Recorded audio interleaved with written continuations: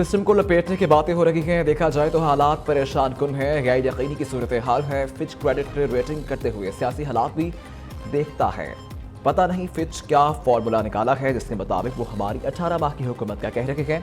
वज़ीर दफ़ा ख़ाजा आसिफ का निजी टीवी को इंटरव्यू कहा, तहरीक इंसाफ पर 9 मई साहने के फौरी बाद पाबंदी लगनी चाहिए थी।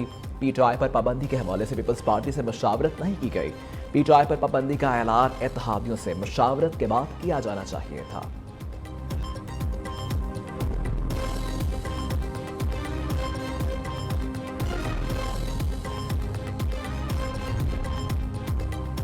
पीपल्स पार्टी के सीनियर रहनुमा नैयद बुखारी ने पीटीआई पर पाबंदी के हुकूमती फैसले की हिमायत कर दी। कहते हैं पीपल्स पार्टी काबीना के फैसले के साथ खड़ी है। हम हुकूमती इत्तेहादी हैं। अगर कुछ अरकान की राय मुख्तलिफ है तो वो उनकी ज़ाती राय है, इसका पार्टी से कोई ताल्लुक नहीं।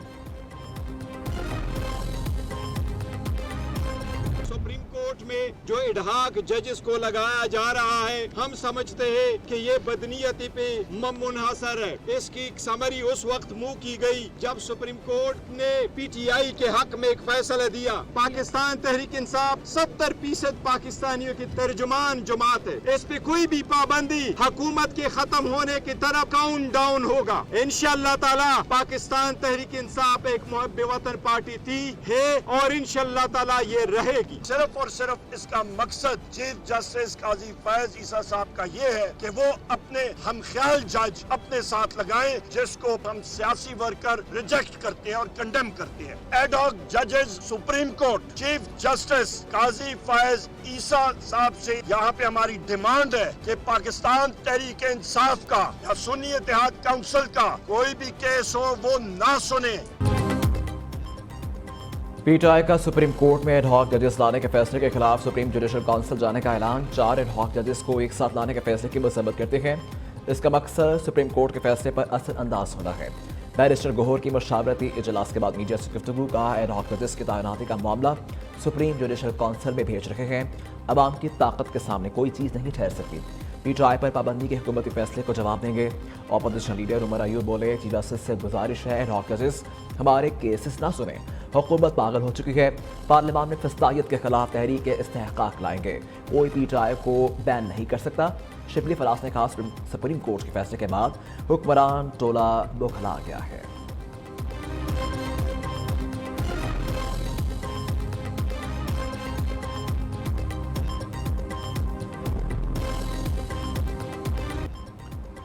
आइन एडहॉक जजेस की तैनाती की इजाज़त देता है। मेरी राय में एडहॉक जजेस की तैनाती होनी चाहिए।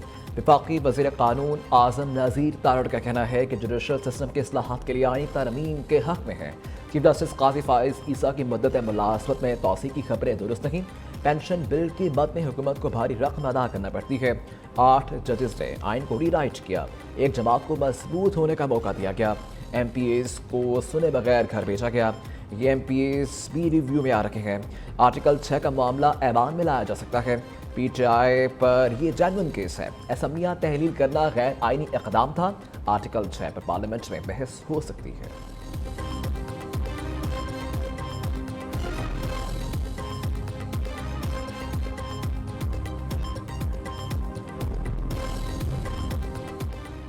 एडहॉक जजेस रखने का बाकायदा आइन में जिक्र है। किसी की पसंद या नापसंद पर आईनी अमल को रोका नहीं जा सकता। वज़ीर आज़म के मुशीर बराए सियासी उमूर राना सनाउल्लाह कहते हैं, पीटीआई पर पाबंदी आईनी तरीके से लगाई जाएगी। हुकूमत आर्टिकल 17 के तहत किसी भी पार्टी पर पाबंदी के लिए डिक्लेरेशन दे सकती है। मखसूस नशस्तों के मामले पर अदालत में अपना मौक़िफ़ पेश करेंगे। अगर मखसूस नशस्तें हमें मिल सकती हैं तो आईनी तौर पर कोशिश करेंगे।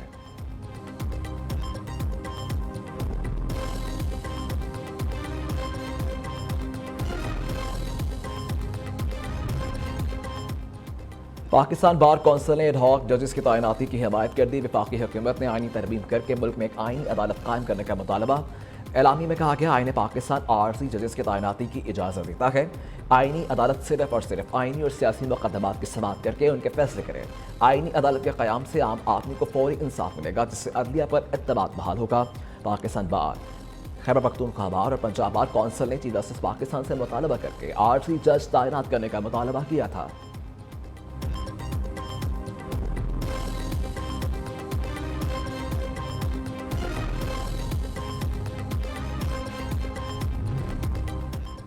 जस्टिस रिटायर्ड मकबूल बाकिर ने सुप्रीम कोर्ट का एड हॉक जज बनने से मुआवजत कर ली। मकबूल बाकिर का कहना है कि साथी वजूहात की बिना पर एड हॉक जज बनने से मुआवजत की है।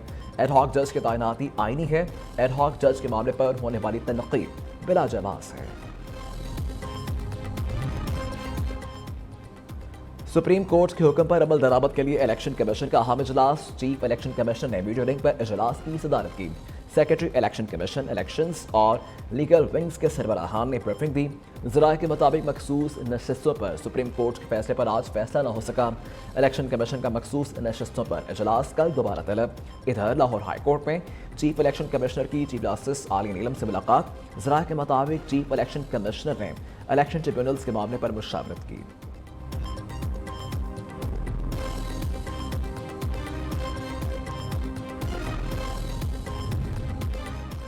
मखसूस नशस्तों के हवाले से पीटीआई की मखसूस कमेटी तश्कील। जरताज गुल समाबिया ताहिर और कमल शोसफ कमेटी में शामिल।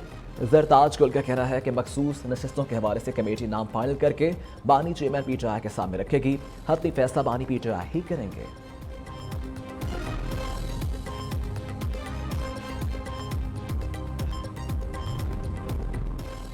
मखसूस नशस्तों पर मुअत्तल अरकान असम्बली इलेक्शन कमीशन से रजू करने लगे। नून लीग की मुअत्तल रुकन असम्बली तहसीन फवाद ने इलेक्शन कमीशन में दरखास्त दे दी।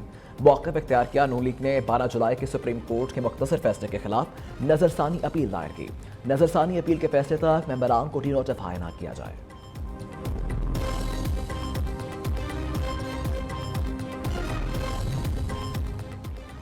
बानी पीटीआई और बुशरा बीबी का तोशाखाना केस में गिरफ्तारी के खिलाफ इस्लामाबाद हाई कोर्ट से रजू। गिरफ्तारी गैर कानूनी करार देने और रिहाई की इस्तदा कर दी। अदालत से आइंदा किसी भी केस में गिरफ्तारी हाई कोर्ट के अहकामात से मशरूत करने की भी दरखास्त। इधर बानी पीटीआई और बुशरा बीबी से तफ्तीश का चौथा मरहला मुकम्मल। ज़राए के मुताबिक नैब टीम ने जेल में 1 घंटा तक तोशाखाना तहाइफ के हवाले से तफ्तीश की।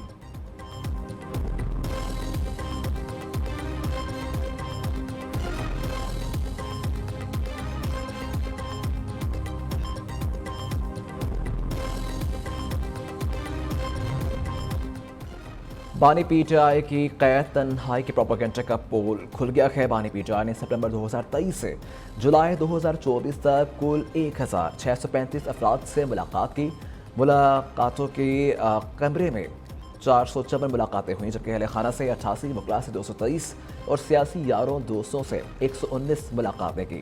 फैमिली और स्पेशल डॉक्टर से 14 मुलाकातें। तफसीलात सामने आ गई। बानी पीटीआई ने लंदन में मुक़ीम अपने बेटों से भी व्हाट्सएप पर 13 मरतबा बात की।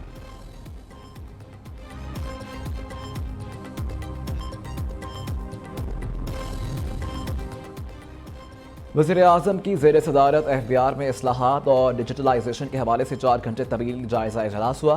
शहबाज शरीफ ने कहा गुज़िश्ता 4 महीनों में टैक्स रिफंड में 800 अरब रुपए के फ्रॉड को पकड़ा गया है। सेल्स टैक्स रिफंड की अदायगी में कोई ताख़ीर बर्दाश्त नहीं की जाएगी। टैक्स रिफंड का निज़ाम मज़ीद बेहतर बनाएंगे। एफबीआर में इस्लाहात से महसूलात में इजाफा मुमकिन है। इस्लाहात के हवाले से एफबीआर के कई मनसूबों में गैर ज़रूरी ताख़ीर इंतहाई अफसोसनाक है।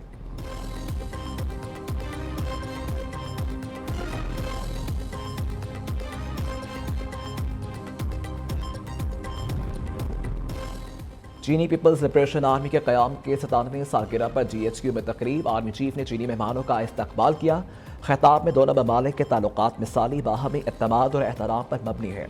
पाक फौज और चीनी पीपल्स लिबरेशन आर्मी के ताल्लुकात मिसाली हैं। दोनों अफवाज मुख्तलिफ शोबों में ताउन जारी रखें। चीनी सफीर ने खत्ते में क़याम अमन के लिए पाक फौज की कुर्बानियों को सराहा। कहा कोई ताकत पाक चीन मिसाली दोस्ती अफवाज के भाईचारे को ख़त्म नहीं कर सकती। ISPR के मुताबिक तकरीब के मेहमान खुसूसी चीनी सफीर जियांग थे और चीनी डिफेंस अताशी सफारत खाने के हुकाम, तीनों मुसल्लह अफवाज के अफसरान ने शिरकत की।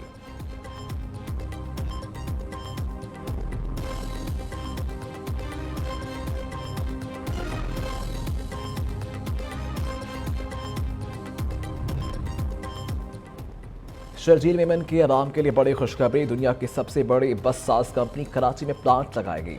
सीनियर वजीर सिंध का कहना है कि यूरोपियन कंपनी की इंट्रासिटी इलेक्ट्रिक बसें अब कराची में बनेगी। प्लांट लगाने का काम 3 माह में शुरू होगा। प्लांट अगले साल से पैदावार शुरू कर देगा। प्लांट में EV और हाइब्रिड समेत डीजल बसें भी तैयार की जाएंगी।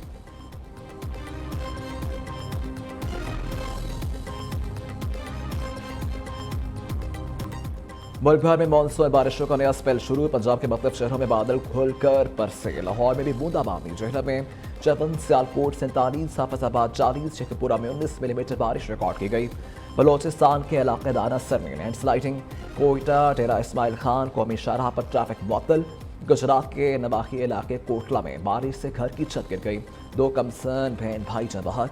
महकमा मौसमियात के मुताबिक बारिशों का सिलसिला 21 जुलाई तक जारी रहेगा। जनूबी पंजाब के बेशतर अजला में आंधी और तेज बारिश का इम्कान है। नदी नालों में तोगयानी का खदशा है। PGMA का अलर्ट जारी।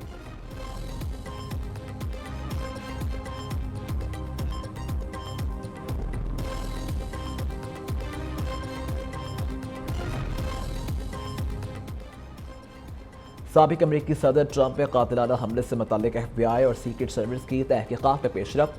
हुकाम के मुताबिक मुकामी पुलिस ने अलर्ट करने के लिए ट्रंप की गन पर गोली चलाई।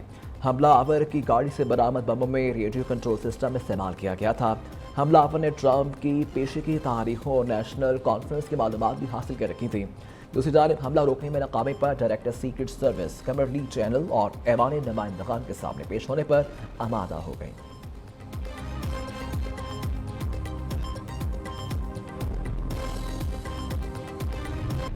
और हुसैनियों की आवाज़ दुनिया भर तक पहुंचाने के लिए न्यूज़ लाया मुहर्रम उल हराम की मुनासबत से खुसूसी ट्रांसमिशन। अनामिन अल हुसैन आज के मुनफरिद मुसाबका में चिन्योट के सैयद कमर जैदी और कोयटा के मोहम्मद मेहदी ने 30 में से 18 नंबर हासिल किए।